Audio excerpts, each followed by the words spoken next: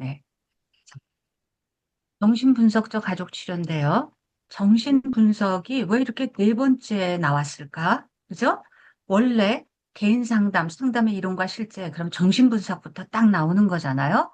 실제로 이론이 나오기를 그렇게 이제 출발을 했고, 그런데 여기서 정신분석적 가족치료가 네 번째 나온 이유가 있어요.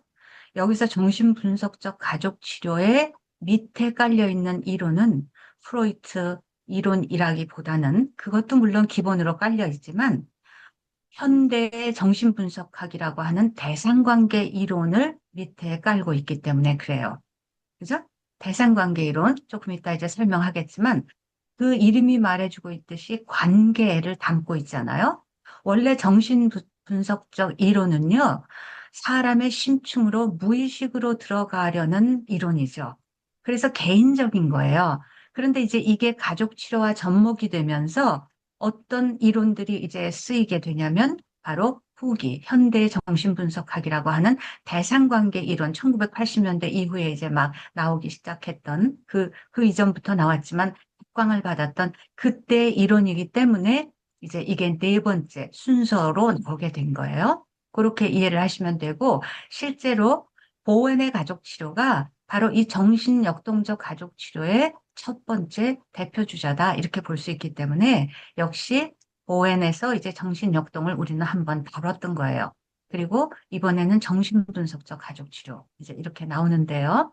우선 이 정신분석적 가족 치료에서는 제가 이 PPT를 통해서 여러분에게 무슨 이론을 설명하기보다는요, 그냥 오늘 이야기할 대표적인 학자들의 사진을 실어놨어요. 여러분의 책에도 제가 조그맣게 이렇게 여러 명의 사진을 실어놨는데, 그걸 한 번만 그냥 보고, 그리고 이제 여러분의 한글 교재를 중심으로 해가지고 얘기를 할 텐데요.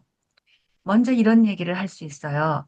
우리가, 보헤네 가족 치료 배울 때는 그가 지대한 공헌을 했어요. 그의 공헌 중에 제일 중요한 거는 다세대 가계도라는 기법을 우리에게 주었던 것이에요. 다세대 가계도. 보웬이 없었다면 가계의 역사를 도표로 표시해가지고 이게 어떻게 원가족으로부터 영향이 왔는가 뭐 이런 것을 할 수 없었을 건데 보웬이 다세대 가계도를 줬죠. 그다음에 구조주의로 민유친으로 가서는 이 가족을 하나의 시스템으로 보게 해서 가족 전체를 보게 했다는 점에서 대단한 공헌을 했어요. 그다음에 경험주의로 가서 사티어의 이야기를 하면서 이제 다양한 기법을 우리에게 줬고 뭐 원가족 가계도라든가 또 이런 것을 얘기하면서 사람을 개인으로도 가족으로도 볼 수 있는 그런 좋은 치료 과정, 치료 기법을 우리에게 제시해 주었어요. 그래서 지난번에까지 3대 가족 치료를 배웠다 이렇게 얘기를 했거든요. 그런데 정신 분석하고 가족 치료는 왠지 관계가 좀 없을 것 같아요. 왜냐하면 정신분석이라는 것이 한 개인의 무의식을 파고 들어가는 거라는 거 여러분 아시잖아요. 그런데 이게 어떻게 가족 치료하고 접목이 될 수 있을까? 이렇게 생각이 되면서 실제로 맞거든요. 그래서 이 정신분석적 가족 치료가 3대 가족 치료에 들어가지는 않아요. 그런데 정신분석은요, 정말 중요해요. 어떤 점에서 중요하냐? 사람과 가족의 역동을 이해하는 정말 기본적인 많은 이론을 우리에게 제시해 주었어요. 그러니까 소위 개인 치료가 됐건 가족 치료가 됐건 사례 개념화, 이것을 어떤 관점으로 봐야 할 것인가 라는 것을 우리가 하는 데 있어서는 이 정신 분석 이론을 건너뛸 수가 없다라는 거예요. 그래서 오늘은 여러분에게 뭘 소개할 거냐면 결국 제가 이제 사진으로 보여드리는 이 많은 학자들이 우리에게 주었던 이론에 대한 이야기를 하면서 그것이 가족 치료와 어떻게 접목이 되는가. 이렇게 오늘은 이제 설명이 될 거예요. 제일 처음에 여러분이 보는 사진이 지그문트 프로이트. 그죠? 프로이트. 아주 멋지죠, 이분. 그죠? 항상 이렇게 시가를 해주고 있는. 그 다음에 두 번째로는 하인츠 코핫. 코핫. 요즘에 굉장히 각광을 받는 학자예요. 자기 심리학의 주창자죠. 왜 각광을 받냐면 요즘 너무나 자기애적 성격 장애자가 많아요.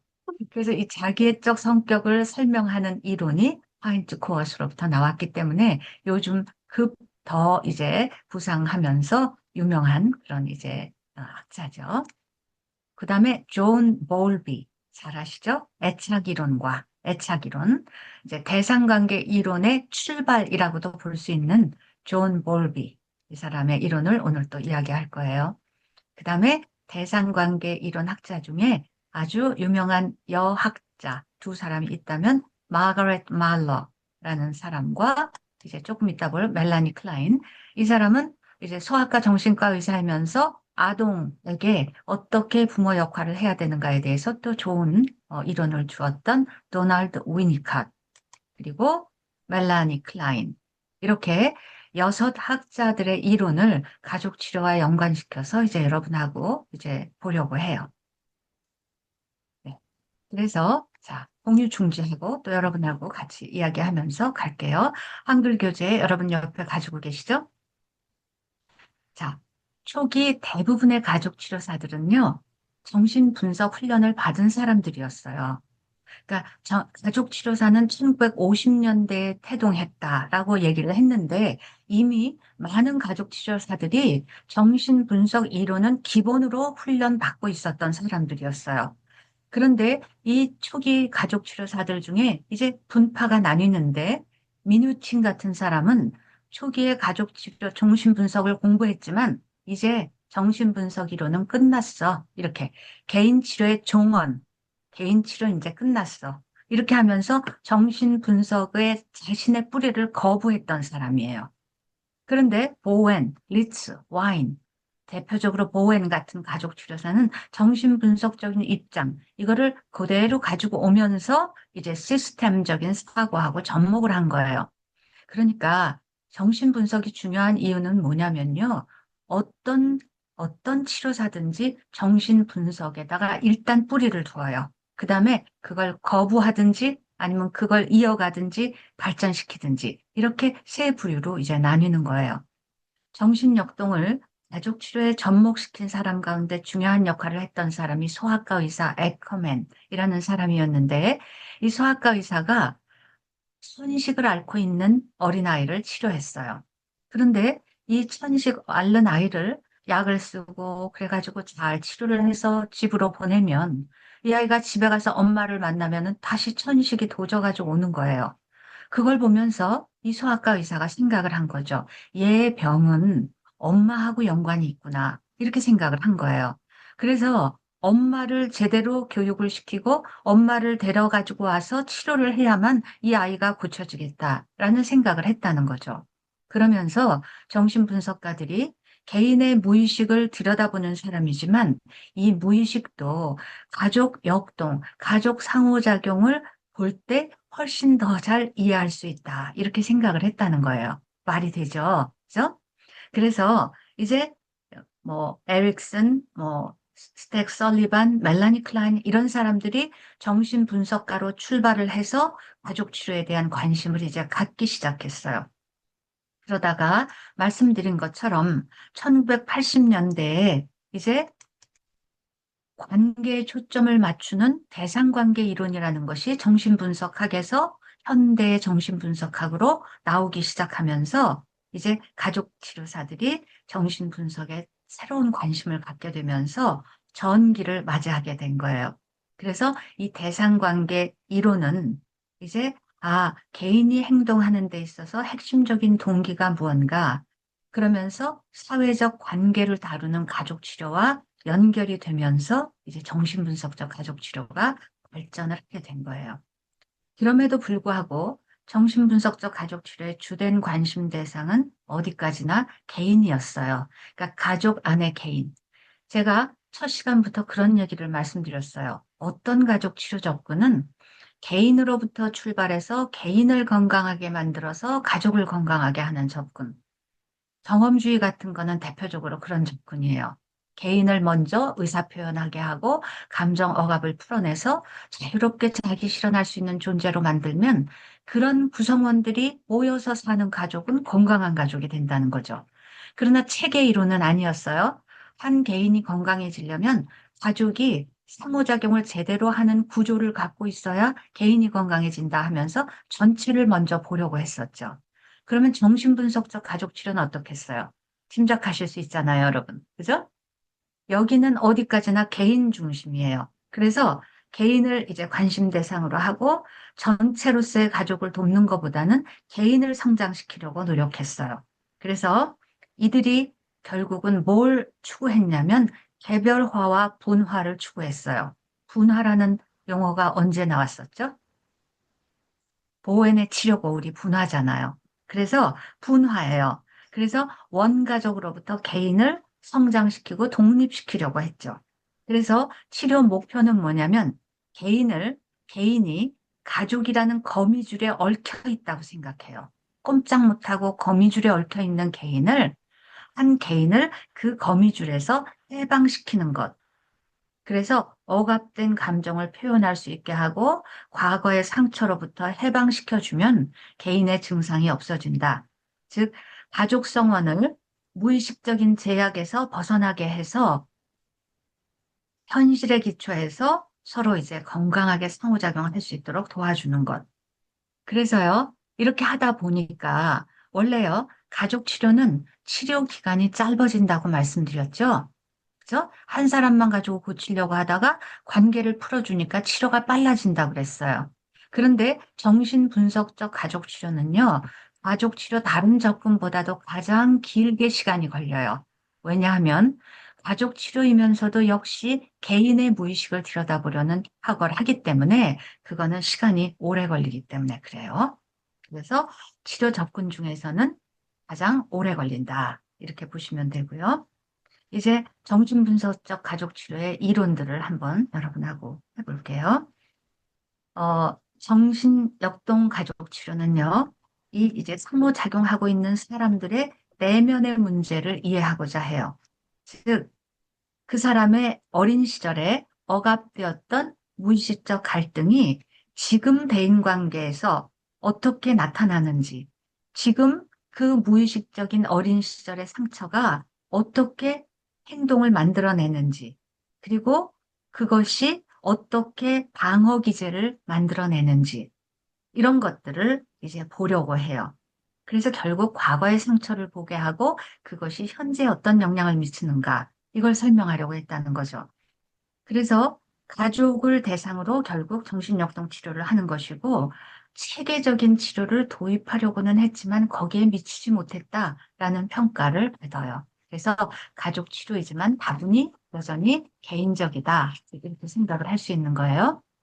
그래서 이제 첫 번째, 프로이트의 그러니까 욕동 심리학이라고 거기 있죠. 첫 번째, 그건 사이코다이내믹스, 프로이트의 심리학. 여러분, 상담의 이론과 실제 다 배웠다고 제가 들었어요. 그렇기 때문에 이제 이것 기본적으로 알고 계시죠? 자, 프로이트 중요한데, 프로이트의 이론을 다 얘기할 수 없어요. 지금 5줄로 거기 설명을 해놨는데, 뭐라고 하냐면요.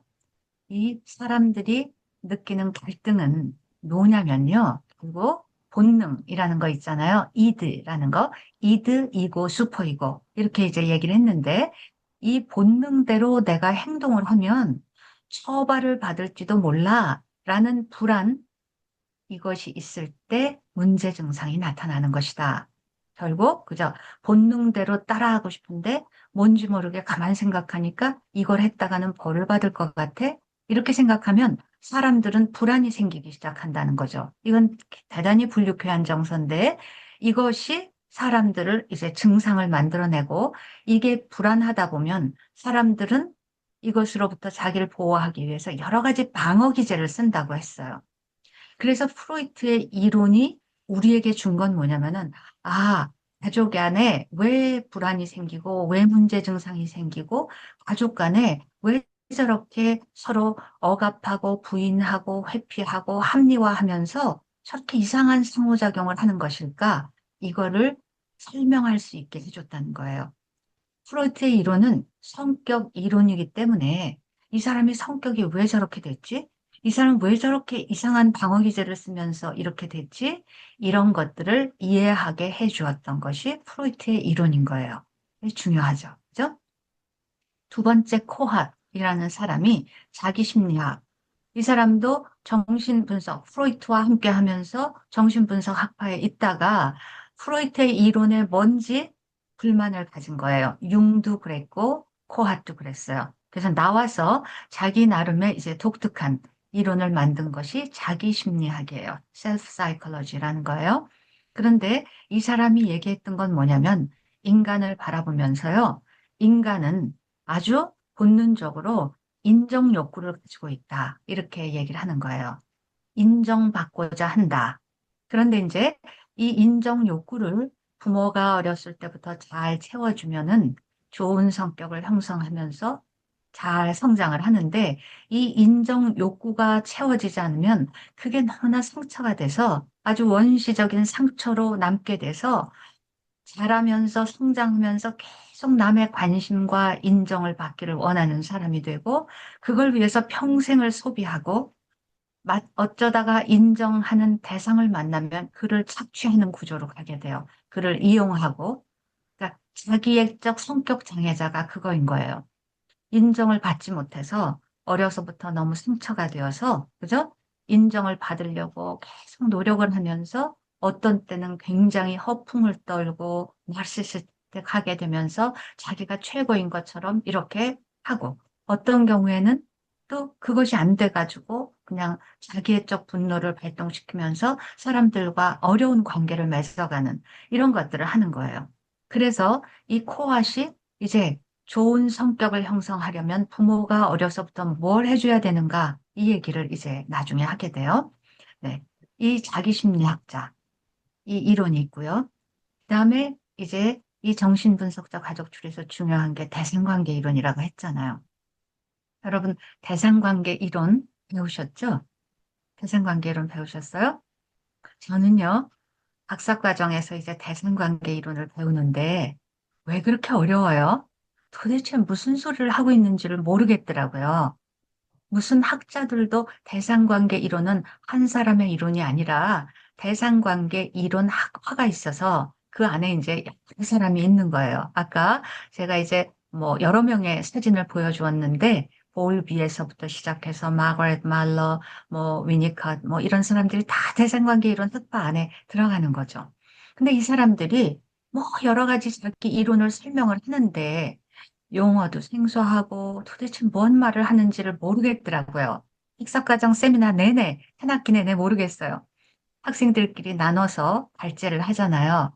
그럼 학자들을 한 사람씩 맡아가지고 이제 막 발제를 하는데, 발제를 하는 사람이 자기가 발제하는 내용이 뭔지를 모르면서 발제를 하니까 더 헷갈려요.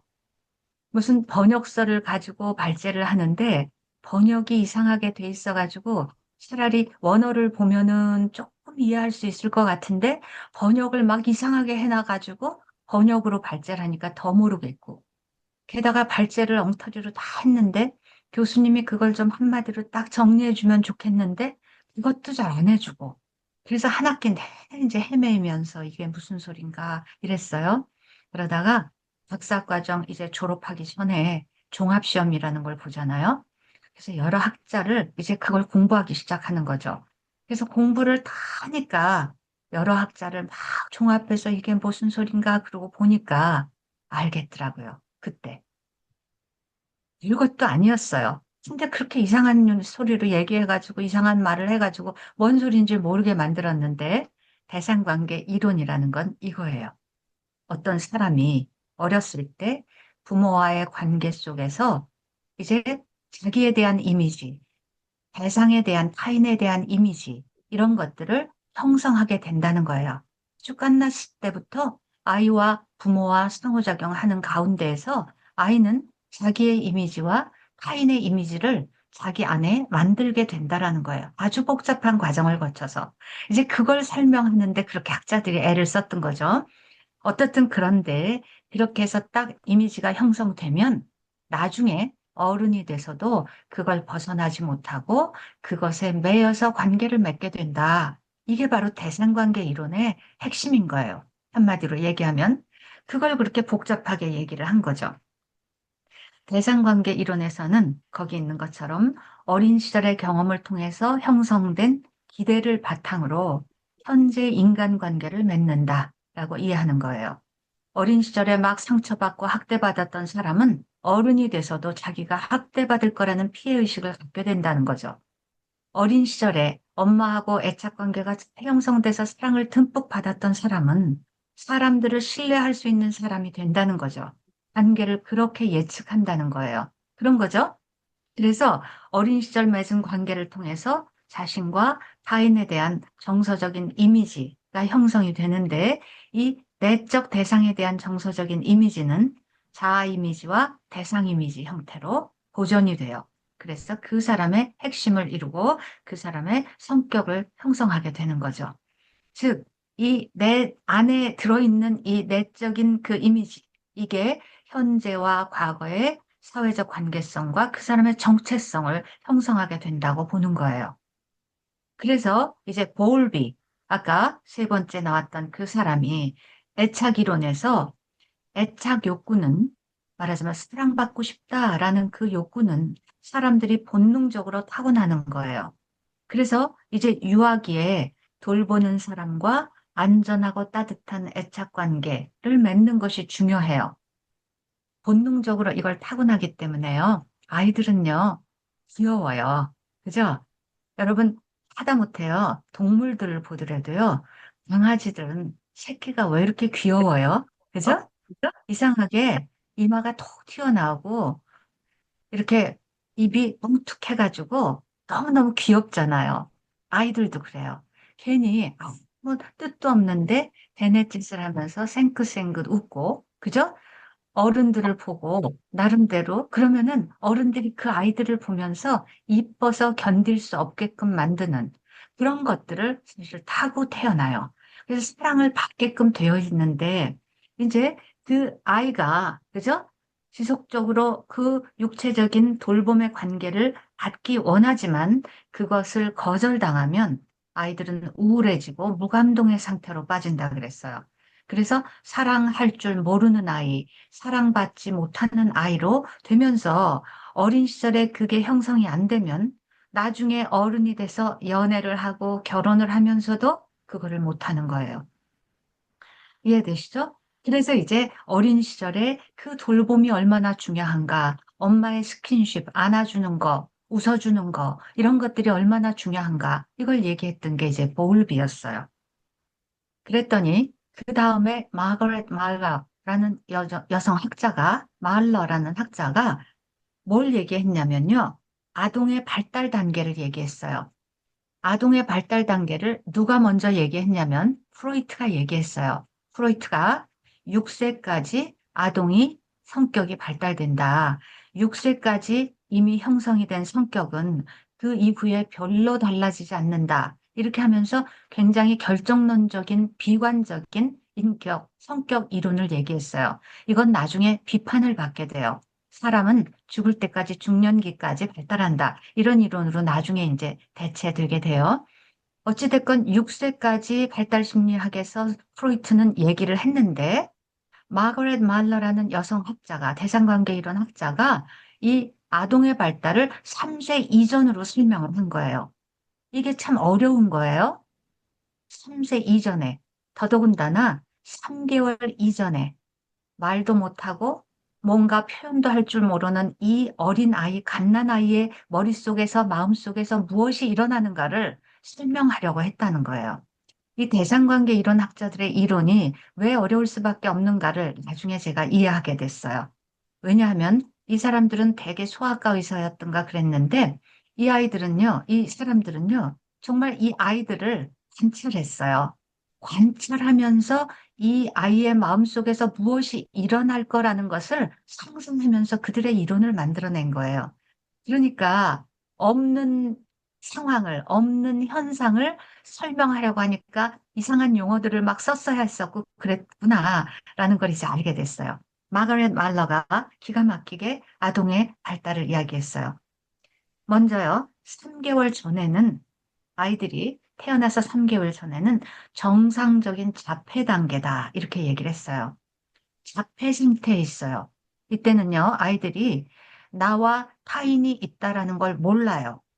그래서 아이가 배가 고파서 이제 막 울고 있을 때 엄마의 젖꼭지가 입 안으로 싹 들어오면 이 아이는 그게 타인이 나에게 주는 것이라고 생각하지 않고 내가 울다가 내가 그 젖을 만들었다고 생각한다는 거예요. 이게 자폐적인 상태에 있는 어린아이예요. 그죠? 그런데 이때 아이가 울고 있을 때 즉각적으로 젖을 물린다는 거, 이게 이 아이에게는 정말 중요한 거라고 설명을 하는 거예요. 학자들이. 적절한 시기에 아이의 필요를 충족시켜 주는 것, 이것이 이제 성격 형성에 굉장히 중요하다고 보는 거죠. 특히 뭐가 중요해요? 아이는 그렇게 됨으로써 이 세상을 신뢰할 수 있는 아이가 된다. 이렇게 되는 거예요. 그 다음에 정상적 공생 단계라는 건 6개월까지 봤어요. 6개월 되면 일단 3개월 지나서 한 100일이 되면 아이는요, 나와 다른 엄마라는 존재가 있다는 걸 안다고 해요. 그래서 눈을 맞추기 시작하고 옹알이를 하고 엄마라는 존재가 있구나라는 걸 알아요. 그런데도 이때도 아직 분리가 아니라 엄마와 공생 단계에 있다. 그래서 정상적 공생 단계 이렇게 얘기를 했어요. 타인이 있다라는 건 알지만 엄마와 아이는 여전히 하나와 같아요. 그런데 이제 6개월부터 18개월을 분리개별화 단계라고 얘기하면서 굉장히 중요하게 이 단계를 또 이야기해요. 이때 이제 아이가 차츰차츰 엄마로부터 이제 자기를 개별화하는 그런 단계예요. 근데 이때 한 중간쯤 되면 이제 아이들은 낯가림을 시작해요. 낯가림을 시작해서 자기를 아는 익숙한 엄마하고 있을 때는 편안한데 엄마로부터 떨어지면 불안을 느끼고 울기 시작하고 이렇게 하는 거죠. 그래서 이때 이제 소위 여러분이 얘기하면 아는 유기불안이라는 거예요. 버림받은 것에 대한 불안, 이런 것들이 확실하게 생길 수 있는 단계가 이 6개월 때 이제 낯가림하고 이제 자기가 이제 엄마를 떨어지면 큰일 난다. 이런 것을 알 때부터 이게 시작이 되는데 18개월 될 때까지 걸음마를 하면서 조금씩 조금씩 엄마를 떨어지면서 세상을 향해 나가면서 이 분리개별화가 순조롭게 이루어져야 한다. 이렇게 얘기를 하면서 이제 3살까지를 대상 항상성의 단계로 보고 볼비도 안정 애착을 3살까지에 이제 이룰 수 있도록 도와줘야 한다. 이렇게 하는 거예요. 그래서 이 아이가 3살까지 될 때의 부모의 역할을 강조했던 거죠. 마거렛 말러가 이렇게 이제 아이의 발달 단계를 얘기하면서 분리개별화가 성공적으로 이루어지지 않으면 분화된 정체성과 내적 통합이 이루어지지 못하고 지나치게 강한 정서적 애착이 형성된다. 지나치게 강한 정서적 애착은 다른 말로 하면 집착이죠. 이때 분리개별화가 순조롭게 이루어지지 않으면 아이는 엄마에게서 떨어지질 못해요. 그냥 붙어가지고 엄마 치마를 붙잡고 절대로 밖에 나가 놀지 못하고 이런 불안한 아이가 된다라는 거예요. 그래서 분리개별화를 같이 늘 있으면서 조금씩 조금씩 아이가 세상을 향해서 나아갈 수 있도록 도와주는 역할, 이런 거를 해야 된다라는 거예요. 그러면서 이제 내 안에는 좋은 나도 있고 나쁜 나도 있고 엄마는 좋은 엄마일 때도 있고 때로는 나를 엉덩이를 때려주는 나쁜 엄마일 때도 있고 이렇게 나에 대해서도 사람 타인에 대해서도 좋은 점과 나쁜 점이 같이 있을 수 있다라는 것을 자기 안에 통합하는 게 중요하다 그랬어요. 이게 늘 흑대받던 아이는 나쁜 자기만 있고 늘 나쁜 엄마를 만났던 사람은 타인에도 나쁜 사람만 있고 이런 식으로 해가지고 분열 구조가 만들어지면 좋은 것과 나쁜 것이 같이 균형 있게 자리 잡지 못하고 분열이 되면 이게 이제 굉장히 문제를 일으키게 돼요. 어떤 경우에는 내 안에 나쁜 점을 전부 남들에게 투사를 하면서 비난하고 공격하는 사람이 되던가 아니면 다른 사람의 좋은 점을 전부 내 것인 것처럼 동일시를 하면서 자기 환상에 빠져서 그죠? 전능의 환상을 가지고 자기 애적인 사람이 되던가 뭐 이렇게 된다라는 거예요. 그래서 이제 이런 것들을 설명하려고 애썼던 사람들이 대승관계 이론 학자들인 거예요. 그러면서 결국은 강조했던 건 뭐예요?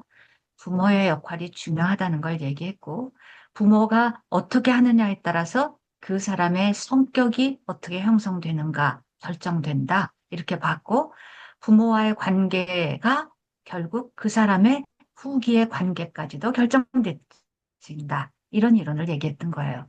그러니까 이제 우리는요, 이걸 이렇게 연결시킬 수 있죠.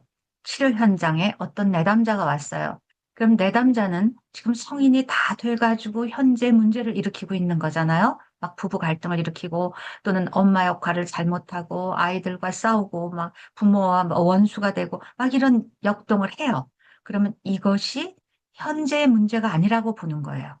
정신역동 학자들은 이것이 그의 어린 시절과 관계가 있다고 생각하면서 아무래도 그 원인을 알아내려고 하는 거죠.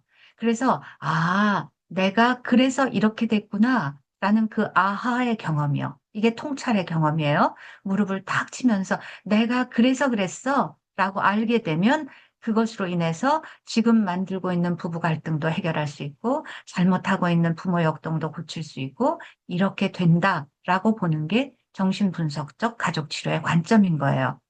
그러니까 이 이론을 이해한다는 게 중요하겠죠? 문제를 바라보는 관점을 주니까. 그래서 이제 주요 개념을 보면요.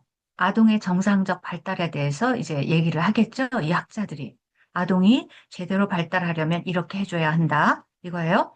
자, 정신분석, 이 대상관계 이론에서는 성격 형성이 이루어진다고 이해하는 어린 시기의 경험을 중요시한다는 거예요.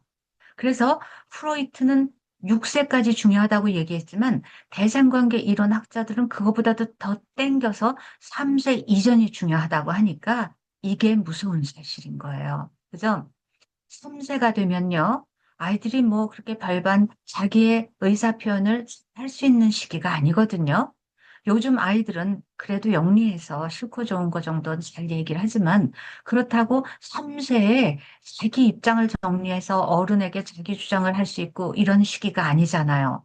그런데 그 3세 이전에 아이들의 성격이 형성되어 버린다라고 생각한다면 이건 무서운 사실인 거예요. 부모가 정말 이 부모로서 어떻게 해야 된다는 걸 알고 아이를 존중하면서 3세 이전에 아이들을 대해주지 않으면 이 아이가 잘못 자라날 수 있다라는 것을 알아야 한다라는 거예요.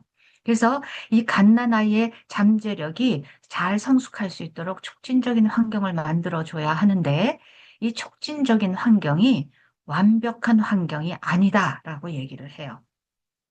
너무 퍼펙트하게 만들어주는 건 오히려 나쁘다라고 얘기하는 게 이 학자들의 이론이에요. 그냥 평균적으로 기대되는 환경, 적절한 환경이 좋다. 그리고 위니캇이라는 그 소아과 의사는 아이들의 경험은 굉장히 산만하고 여러 가지 경험들을 하는데 그거를 일단 긍정적으로 수용해주고 그걸 그냥 부모가 받아들여 주는 것이 중요하다. 아이가 마음껏 자라날 수 있도록 안정적인 환경을 제공해 주는 것이 제일 좋은 양육이다. 이렇게 얘기를 해요. 안정적인 환경. 그래서 무슨 뭐 고가의 비싼 장난감을 사주고 막 먼지 하나 없는 이런 환경을 만들어 주는 게 아니라, 그죠? 그냥 아이가 흙도 묻히고 뒹굴고 이렇게도 할 수 있어야 되고, 그죠? 장난감도 비싼 거 아니더라도 깨지지만 않고 위험하진 않은 플라스틱 병 뭐 이런 거 가지고 두들기고 이렇게 놀 수 있는 그저 평균의 적절한 환경, 촉진적인 환경을 주면 되고, 엄마도 완벽하려고 하지 말고, good enough mothering. 이거 많이 들어보신 용어죠? 충분히 좋은 엄마? 이 정도면 좋다라고 얘기를 했던 거예요. 이거는 상당히 엄마들에게 편안함을 주는 이론이기도 하고, 그런데 이렇게 하기가 사실 어려운 거죠. 엄마들은 잘해보겠다 그러면서 오히려 아이들을 힘들게 하는 경우가 많아요. 아이들을 그냥 마음껏 자기가 편안하게 할 수 있도록 편안하게 만들어주고 그런 환경을 줘라 라고 얘기했던 게 위니캇이었던 거예요. 그 다음에 이제 코엇이 아이 양육에 있어서 중요한 얘기를 하는데, 아까 인정 욕구가 중요하다. 그래서 아이를 많이 칭찬해주고 공감해주고 이걸 강조했는데, 부모가 아이의 성격이 잘 형성되게 하려면 해줘야 할 역할이 두 가지야. 이렇게 얘기를 해요. 하나는 뭐냐면, 거울이 되어줘라. 거울 부모, 공감해주는 부모. 그래서 아이가 슬퍼하면은 슬프다는 것을 알려주고, 아이가 기뻐하면은 같이 기뻐해주고, 아이가 잘하면 칭찬해주고, 이렇게 하면서 거울로 비춰주는 거울 부모, 미러링을 해줘라. 두 번째는 아이디얼리제이션. 아이들이 부모를 보면서 모델링을 하기 때문에 좋은 행동을 통해서 아이들이 따라할 수 있도록 해서 아이들이 부모를 보면서 그것을 배워나갈 수 있도록 그리고 부모가 무엇이든지 잘하는 걸 보면서 그 부모의 힘을 동일시하면서 힘과 능력을 가진 부모의 긍정적 모습을 동일시하면서 안정감과 확고한 자신감을 가지면서 아이가 자신 있게 자라날 수 있도록 이러면은 응집적 자기, 코히시브 셀프라 그래서 견고한 성격을 가진 그런 자기가 된다. 이렇게 설명을 했던 거예요. 그래서 이런 이제 부모의 역할은 이렇게 해야 돼 라고 설명을 해 주었던 것이 이런 위니캇이나 코헛 같은 대상관계 이런 학자들인 거예요. 그러면서 이제 그러면 문제 행동이나 또 문제 증상은 왜 일어나는 거야? 프로이트는 불안을 극복하기 위한 시도가 문제 증상이야. 그리고 방어 기제도 불안 때문에 생기는 거야. 이렇게 설명을 했다 그랬어요. 그것도 일리가 있는 말이에요. 그런데 대상관계 이론에서는 그걸 뛰어넘어요. 그냥 프로이트가 얘기했던 오이디푸스 컴플렉스나 억압된 본능에 대한 불안, 이것 때문만이 아니라 뭐가 문제냐면 아이와 돌보는 사람, 부모겠죠? 바람직하지 못한 관계에서 비롯된 미완성된 자아 발달, 이게 문제야. 그죠? 성격이 잘못 형성되고 발달이 잘못되고 이게 모든 문제의 뿌리야. 이렇게 한 거예요. 그래서 관계를 맺는데 어려움을 초래하는 주요 기제 중에 하나가 이제 투사적 동일시라는 방어 기제를 설명해 주었는데 이게 가족 안에서 또는 모든 대인 관계에서 문제를 일으키는 갈등을 일으키는 가장 중요한 방어 기제다. 그렇게 설명했던 게 아까 사진 중에서 맨 마지막에 나왔던 멜라니 클라인이라는 대상관계 이론 여성이죠. 이 사람이 방어 기제 중에서도 프로이트는 이제 뭐 억압, 부인, 회피, 합리화, 투사 뭐 이런 여러 가지 방어 기제를 설명했어요. 근데 이 투사적 동일시라는 방어 기제를 멜라니 클라인이 설명을 해주었고 모든 문제 있는 관계 속에는 이 방어 기제가 있다. 이렇게 설명을 한 거예요. 투사적 동일시는 뭐냐면요. 그 이름이 말해주고 있듯이 투사와 동일시가 같이 있는 거예요. 먼저 투사는 내 안에 있는 어떤 불편한 거, 나쁜 것을 다른 사람에게 일단 비난으로 공격을 해요. 그럼으로써 그 사람으로 하여금 그 행동을 하게끔 만들어서 그것이 내가 생각한 것이 맞다라는 것을 확인하는 작업. 무슨 말이냐면 원래는 그렇지 않은 사람을 자꾸 그렇다고 공격을 하고 비난을 해가지고 그 사람으로 하여금 그 행동을 하게끔 만들어서 내가 맞다고 확인하는 거예요. 자, 설명을 해볼게요. 어쩌면 이것을 요즘 흔히 말하는 가스라이팅, 이거하고도 통하는 개념이라고 볼 수 있어요. 원래는 그렇지 않았던 사람을 그렇다고 자꾸 말해서 그렇게 행동하게끔 만든다는 거예요. 예를 들어 볼게요. 예를 들면 여러분이 이해하시기가 쉽죠. 음, 남친, 여친이 이제 사귀고 있어요. 그런데 이 여친 안에 소위 아까 얘기한 유기 불안, 버림받을까 봐 불안해하는 그런 불안이 뿌리 깊게 자리 잡고 있어요. 그래서 이 여친은 남친하고 지금 애인 관계에 있는데도 이 남친에게 언제 버림받을지 이런 것에 대한 불안을 갖고 있는 거예요. 근데 이제 둘이 사귀면서 요즘 카톡을 주고받는데 카톡으로 여친이 남친에게 뭔가 얘기를 했어요. 그랬는데 남친이 봤어요. 일자가 딱 없어진 거예요. 그런데 한 시간이 넘도록 답이 안 와요. 그럼 이 여자 안에 불안이 막 작동이 되겠죠? 그래서 문자를 또 보내고 또 보내고 또 보내고 한 시간 안에 자꾸 자꾸 문자를 보냈어요. 그 사이에 남친은요, 단지 회의를 했을 뿐이에요. 회사에서 회의 중인데 카톡하고 울리니까 얼른 그걸 껐어요. 그래 놓고 회의 끝나고 나서 딱 열어보니까 막 문자가 와 있는데 끝에 가서 너 마음이 변했지? 그러면은 이제 헤어져. 난 이제 너랑 이제 안 만날 거야. 막 이러면서 자기 혼자 막 그냥 다 그냥 한 거예요. 이 남친이 생각할 때 이게 뭐야? 이 짓을 맨날 하는 거예요. 이 여친이. 조금만 내가 전화를 안 받으면, 조금만 어디 가 있으면, 너 마음이 변했지? 그러면서 헤어지자고 하는 거예요. 그러면 어떻게 돼요? 그 남친이? 그래, 난 이제 지겨워서, 나 이건 못하겠어. 헤어지자. 이렇게 한다는 거예요? 그러면 여친이 뭐라 그래요? 그것 봐. 나는 그럴 줄 알았어. 이거예요? 이 역동 아시겠어요? 자기가 불안해서 그 사람으로 하여금 그렇게 떠나가게끔 만들어 놓고 네가 그럴 줄 알았다라는 거예요. 또 다른 예는 이런 거예요. 엄마가 역시 불안해요.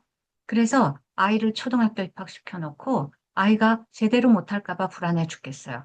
그래서 아이가 나가는데 신발 주머니 흘리고 오지 마, 우산 버리고 오지 마, 알림장 꼭 적어 가져와야 돼, 길 잘 찾아와야 돼, 뭐 건너갈 때 뭐 파란불에 건너야 돼. 잔소리를 10개를 해가지고 보냈어요. 아이가 맨날 그것을 들으면서 아이 안에 불안이 생기기 시작했어요.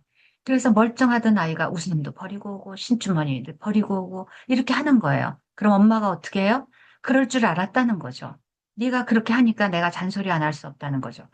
이게 투사적 동일시의 역동인 거예요.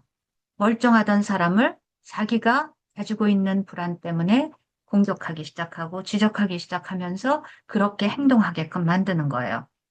이게 단순한 투사와는 다르게 실제로 이 상호작용을 만들어낸다는 거예요. 그죠? 내가 투사적으로 지각했던 것들을 확인시켜주는 행동과 감정을 상대방으로 하여금 하도록 유도한다라는 거예요. 이게 문제 증상을 만들어내는 중요한 역동이라고 설명한 거예요. 이건 멜라니 클라인의 공헌이었어요. 이렇게 이런 설명을 해준 게. 근데 정말 들여다보니까 이게 맞는다는 거죠. 가족은요, 어떻게 잘못하는 역동을 통해서 멀쩡하던 사람에게서 문제 증상을 만들어내는 가족이 너무나 많다라는 거, 이거를 멜라니 클라인이 설명해 주었어요. 여기까지가 이제 정신분석에 대한 중요한 이론들인데, 치료 과정과 치료 기법은요, 상대적으로 별게 없어요. 정신분석에서 하는 거, 그래서 금방 설명할 수 있어요. 치료자의 태도를 볼 것 같으면 정신분석적 가족치료는 모든 가족치료사 중에서 가장 비지시적이에요. 그럴 수 있겠죠?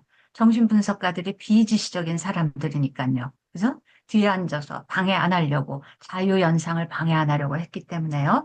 그래서 이들이 가족을 치료할 때도 뭔가 지시를 하거나 이렇게 하지 않고요. 면밀히 관찰을 해요. 이들이 말하는 걸 잘 듣고 뭐든지 잘 얘기할 수 있도록 해서, 그죠?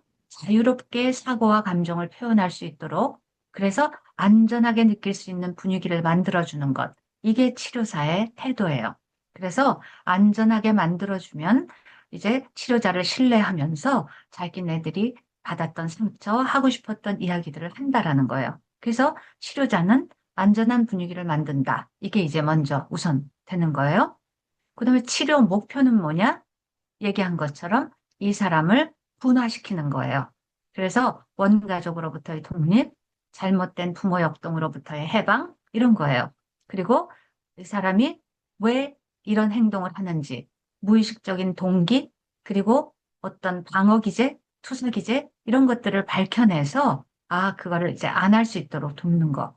그래서 현재 일어난 문제는 원가족으로부터 온 무의식적이고 지속적인 갈등 때문이다라는 것을 이해하게 해요. 그래서 내담자의 무의식에 숨겨진 심상을 찾아내기 위해서 내담자가 이제 그것을 잘 얘기할 수 있도록 돕는 것. 그래서 정신분석 가족치료사는요, 가족에 대해서 뭘 그리고 평가하고 검사하고 이런 걸 하지 않아요. 그리고 그냥 얘기를 시키는 거죠. 그리고 치료 마지막에 가서 이제 해석을 내려주는 것. 이게 진단이에요. 그래서 이 정신분석적 가족 치료에는 주로 대상이, 그죠? 성인들, 말로 잘 문제를 표현할 수 있는 사람들, 이들을 대상으로 하고, 그리고 이제, 그것을 나중에 가서 잘 듣고 좋은 통찰이 일어날 수 있도록 해석을 내려주는 것. 이게 이제 정신분석 치료사들이 했던 일이에요. 그래서 치료 기법에서는 그냥 개인 치료에서 하는 기법을 그대로 가져오는 거예요. 기본 기법이 뭐냐면 일단 잘 들어줘요. 경청. 그다음에 감정이입을 통해서 공감을 해줘요. 경청과 공감, 그리고 저항, 전이 이런 것들을 해석 내려주는 거예요. 개인 치료에서 하는 치료 기법을 그대로 가족 치료에다 옮겨온 거예요. 그래서 가족의 말을 잘 듣고 이해하는 데 초점을 두고요. 그리고 어, 분석적인 분위기를 만들기 위해서 아주 편안하게, 안전하게, 그래서 잘 듣고, 아, 뭐가 일어나는지를 이해하려고 애쓰고, 그러는 과정 중에 이제 변화가 일어난다. 이렇게 하면서 경청을 가장 중요시 여겼어요. 근데 경청을 하면서 뭘 하겠어요? 감정이입하면서 공감을 하죠. 그래서 이 공감이야말로 치료의 전제 조건이면서 필요 충분 조건이다 그랬어요. 마치 알파와 오메가야 이런 표현이에요.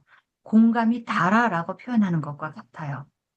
치료자가 이 공감을 함으로써 가족은 자신을 개방할 수 있고 자신의 경험에 안심하면서 몰입하면서 빠져들 수 있다는 거예요.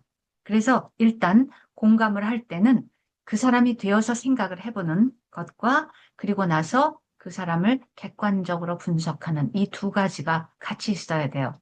그래서 공감을 정신역동에서는요, 그냥 감정이입이라 그래서 감성적으로 그를 이해하는 것이라고만 설명하지 않고 무의식적으로 교감하면서 직관적으로 감성적으로 하나 되는 그것과 그다음에 객관적으로 떨어져서 그것을 분석적으로 해석하는 이 두 가지가 균형 있게 들어가 있어야 한다고 생각을 해요.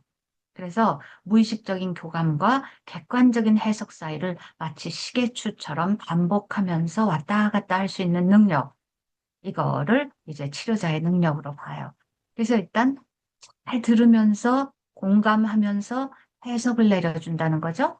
그래서 정신분석에서 이제 중요한 거는 이 해석을 잘 내려주어서 가족으로 하여금 통찰이 일어나게 하는 거예요. 즉 뭐냐면은, 아, 내가 그래서 그랬구나. 그죠? 아, 우리 둘이 싸우는 것은 어린 시절에 이런 상처 때문이구나. 아내가 저렇게 반응하는 것은 어린 시절에 그가 겪었던 상처 때문이구나. 이런 것을 치료자가 해석을 내려줌으로 인해서 가족들이 본인이 깨닫게 되는 거예요. 그래서 이제 해석은 결국 모든 변화의 이제 출발점이 된다고 봐요. 해석을 내려서 그것이 성찰이 일어나면 깨달았으니까 변화가 일어난다는 거죠. 예를 들어서요, 이 정신분석적 치료의 대표적인 부부 치료가 이마고 치료예요. 나중에 부부 치료할 때 여러분 이마고 치료를 제가 해드릴 건데, 이마고 치료에서는 어떻게 생각하냐면 부부가 지금 싸워요. 그러면 이 싸움은 지금 만들어진 게 아니라고 생각해요. 아내는 아내대로 어린 시절에 무의식적인 상처를 끌고 왔고, 남편은 남편대로 끌고 왔다는 거죠. 그래서 이 부부의 지금 이 문제는 바로 이들의 근원적인 상처를 치료해주는 출발점이 된다고 봐요. 여기서 갈등을 잘 해결해주면 이 개인의 치료까지 다 된다고 보는 거예요. 근원적인 치료가. 그래서 예를 들어서 이런 거예요. 어떤 남편이요. 어머니의 통제와 잔소리가 너무 싫었어요. 그죠? 아주 지겨워요. 그런데 아내와 결혼을 했는데 아내로서 응당해줄 수 있는 그냥 잔소리 몇 마디를 하면 남편이 불같이 화를 내면서 왜 간섭을 하느냐. 그러면서 아내를 밀어내기를 하는 거예요. 아내는 너무 슬펐어요. 아니, 내가 남편을 위해서 좀 이렇게 해라. 좋은 말 했는데, 왜 저렇게 남편이 불같이 화를 내면서, 그러나, 나를 싫어하나, 이렇게 오해를 했죠. 근데 그게 바로 뭐였어요? 남편은 여자의 잔소리가 너무 싫은 거예요. 엄마 때문에 질려서. 이런 거예요. 이런 것을 이야기 듣는 중에 치료사가 해석 내려줄 수 있잖아요. 아, 참, 정말 이상하다. 그거는 지금 일종의 남편이 전이를 일으키고 있는 거예요. 아내에 대해서 자기 엄마에게 느꼈던 감정을 아내에게 느끼고 있는 거잖아요. 이런 전이의 해석, 이런 걸 치료사가 해주면 부부간의 갈등이 해결될 수 있어요. 또요, 부형 왜곡이라는 개념이 있어요. 대상관계 이론에 설명하는. 어떤 거냐면 아내가, 그죠? 남편이 술을 그냥 회식 자리에서 딱 정말 기분 좋을 정도로 맥주 한 잔하고 딱 들어왔는데 그날 3차 대전이 일어나는 거예요. 왜냐하면요, 이 아내는 술 마시고 주정 부리고 폭력 행사했던 아버지가 너무 싫어서 결혼할 때 술 안 마시는 남자를 골라서 결혼했거든요. 근데 이 남편이 술 못 마셔요. 왜냐하면 알코올 분해 효소가 없어가지고 맥주 한 모금만 마셔도 얼굴이 빨개지는 거예요. 그러니까 사장이 권하는 맥주를 안 마실 수 없어서 한 모금 마셔서 얼굴이 빨개져서 들어왔을 뿐인데 아내가 이제 이 남편을 붙잡고 싸우고 막 난리가 난 거예요. 왜요? 자기 아버지 생각이 났던 거예요. 이런 게 부영 왜곡이에요. 바람 피우는 아버지를 두었던 아내는요, 남편의 조금의 행동의 변화를 보고 저것이 바람 피우기 시작했구나라고 생각한다는 거예요. 이게 바로 무의식적 해결되지 않은 상처를 지금 현재로 끌고 오는 거거든요. 불안정 애착이 돼서 사랑받지 못했던 사람은 나중에 성인이 돼서 어른 되고 결혼해서도 사랑을 어떻게 받아야 하는 줄 몰라서 사랑을 받고 싶은데 오히려 상대방을 공격하고 비난해요. 이런 역동 아시겠죠? 그죠? 그래서 이런 것들을 이제 갈등하고 있는 부부들이 왔을 때 치료사가 그걸 해석 내려주는 거예요. 어린 시절에 상처가 시키는 일이다라는 걸 해석해서 과거의 영향 때문에 현재와 같은 그런 행동을 하고 있다는 사실. 어렸을 때 뭐 왕따를 당했기 때문에 어렸을 때 버림받은 경험이 있기 때문에 지금 이 사람이 이렇게 대인 관계를 그르치고 있다는 것. 이런 것들을 해석을 해주는 거예요. 그래서 이제 통찰이 일어나게 되면 이런 심화된 자기 인식을 바탕으로 해서 가족에게 어떻게 변화할 수 있도록 이제 그때야 비로소 조금 지시를 내리게 되고 그때 이제 연습을 시키고 이렇게 하면서 왜 그랬는지 알기 때문에 변화를 시도할 수 있게 되는 이런 상태로 되는 거예요. 그래서 정신분석적 가족 치료는 무슨 경험주의나 무슨 다른 치료에서 얘기하는 것처럼 무슨 치료 기법을 화려하게 뭐 쓰지 않는다는 거예요. 그죠? 경청, 공감, 그리고 두고 본 다음에 나중에 적절한 해석, 이걸 통해서 통찰을 일으켜서 변화를 스스로 만들어내게 하는 것. 아, 그래서 우리가 그랬었구나. 이렇게 이해가 되면 나도 변하고 너도 변하고 하면서 변화를 만들어낸다라는 거죠. 그래서 성인 중심의라고. 네, 그래서 이제 정신분석 가족치료 다 얘기했어요. 자, 이제 여러분이 이 정신분석적 가족치료에서 특징적으로 지금 무엇을 받아들이셨는지 잠깐씩만 얘기하고 쉬는 시간 들어가겠습니다. 뭐가 새롭게 혹은 아, 그럴듯하게 느껴지셨어요.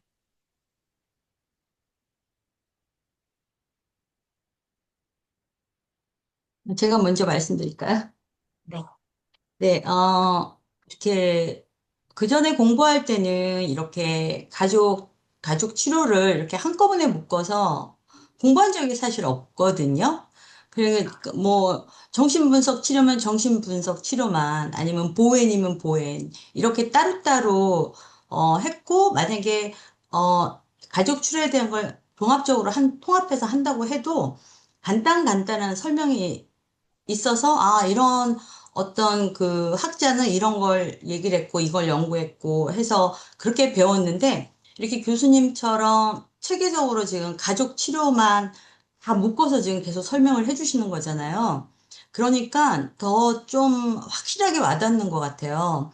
그리고 교수님이 설명을 해주실 때마다 이 내담자들이 클로즈업 되는 거예요. 맞아. 그 내담자가 그렇게 했어. 맞아. 그 내담자가 뭐 사랑받고 싶은데 남편한테 공격을 하는 거예요. 공격하고 그 다음에 남편은 회피하고 네, 이게 패턴인 거예요. 그래서 네, 지금 이제 그런 게 다 연결이 되니까 이 교수님께서 설명해 주시는 이 지금 네 번째인데 그런 게 다 딱 한 가지 갖고만 내가 이 치료를 해야 되겠다 이 사람들이 아니라 그때그때 맞게 이거를 같이 통합해야 되겠다 하는 그런 생각이 들었습니다. 그래서 네. 너무 좋은 시간인 것 같아요. 감사합니다. 네. 엑설런트 하십니다. 바로 그걸 하려고 이런 과목을 하는 거예요. 음, 아론이라는 건 그래서 중요하거든요. 이게 이제 전체를 보면서 이게 이제 있어야 할 자리에 딱딱 들어맞게 되는 거죠. 따로따로 떨어져 있던 게 하나로 되는 거잖아요. 네, 네네. 너무 좋은 피드백. 주셨어요. 네, 네. 감사합니다. 또 다른 분들은 또 뭘 느끼셨을까요?